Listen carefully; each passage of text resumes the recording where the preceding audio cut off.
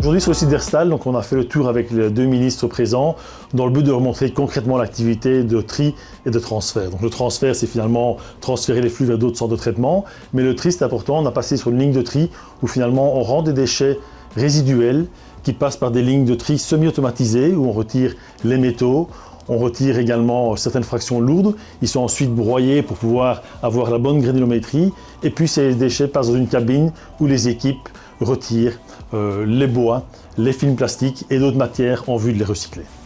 Nous avons expliqué que nous sommes dans un secteur qui est créateur d'emplois, des emplois qui sont non délocalisables et des emplois pour tout type de profil, donc aussi bien des personnes qualifiées que des personnes peu scolarisées qui ont une possibilité d'ascenseur social, donc de commencer en bas de l'échelle pour grimper les échelons.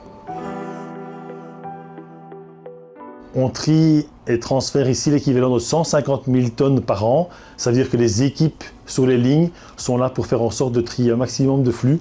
On récupère 30% des matières qui passent sur la ligne de tri. Et c'est important qu'on puisse montrer finalement que les actions des équipes portent leurs fruits et que grâce à ça, nous mettons dans le réseau des produits, des matières premières secondaires.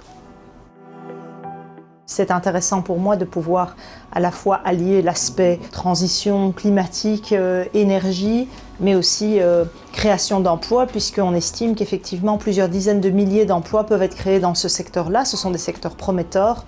Et donc j'ai trouvé intéressant à la fois de venir voir sur place, mais aussi d'avoir un échange sur la vision dans laquelle on devait s'inscrire dans les prochains mois. La ministre a compris l'enjeu de recycler les matériaux dans notre pays, ce afin de permettre d'une part d'éviter des émissions de CO2 et de créer justement plus d'emplois non délocalisables.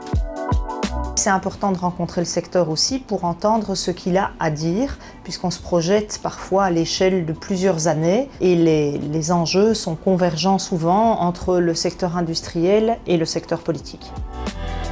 Le plus important, c'est le recyclage. Et comment est-ce qu'on peut aujourd'hui faire monter le recyclage de 30% à 60% de réutilisation de matière dans l'éco-design? Et ça, c'est le point vraiment challenging pour nos activités. Nous, en tant que partenaires privés et le secteur, on est conscient qu'on doit y arriver, on veut y arriver. Il faut maintenant également tendre la main pour que la législation évolue dans cette direction-là.